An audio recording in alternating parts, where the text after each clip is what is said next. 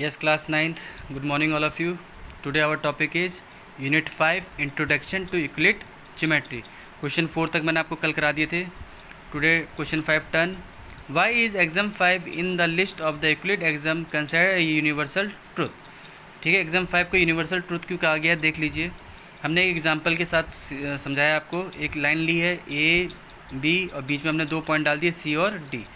Exam 5 state that, क्या कहता है exam 5? The whole is always greater than the part. जो होल होता है वो क्या होता है, हमेशा बड़ा होता है उसके पार्ट से.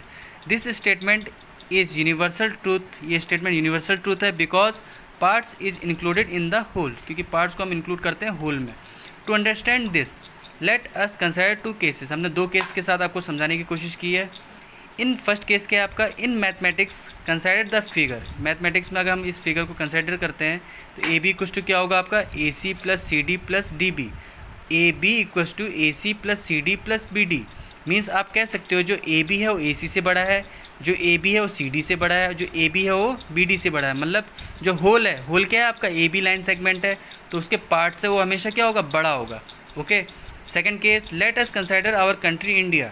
जैसे हमने कंसिडर किया अपना एक country India which is an union of 29 states and 7 union territories. Okay बेटा, जिसमें 29 आपके स्टेट्स हैं और 7 यूनियन टेरिटरीज हैं. ईच स्टेट और union territory is a part of India. जबकि इसमें से प्रत्येक क्या है, भारत का एक हिस्सा है. तो आप कह सकते हो ना कि भारत अपने आप में क्या है, वो भारत क्या है, बड़ा हुआ इनसे. ठीक है, उसी का जो हिस्सा है वो छोटे होंगे. ठीक है, that's why the whole is always greater than the part. Okay बेटा. Now come to question number 6. Does Euclid fifth postulate imply the existence of parallel lines? Explain. क्या यूक्लिड का फिफ्थ पोस्टुलेट इम्प्लाई करता है existence parallel line की? आपको इसको क्या करना है बेटा, एक्सप्लेन करना है. Yes, Euclid fifth postulate imply the existence of parallel line. करता है, एक्सप्लेन करेंगे. Consider the line P Q. हमने एक लाइन कंसिडर की पी क्यू की. Falls on the line A B, जो कि किसके ऊपर फॉल हो रही है, ए बी के ऊपर हो रही है. And C D such that angle 1 plus angle 2 equal is smaller than 180. अगर एंगल 1 और एंगल 2 को प्लस करते हैं तो 180 से छोटा आता है.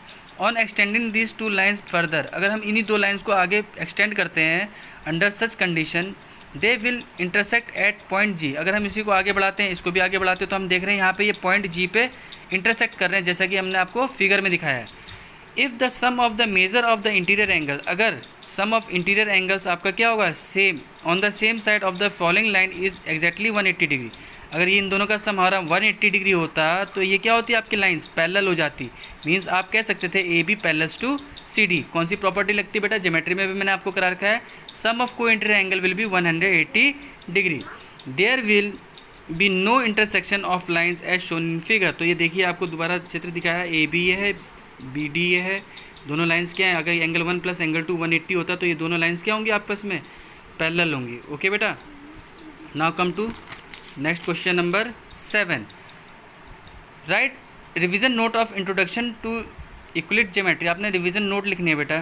क्या है, Euclid was a teacher of mathematics at Alexander in Egypt, popularly known as the father of geometry. इनको हम फादर ऑफ ज्योमेट्री भी कहते हैं.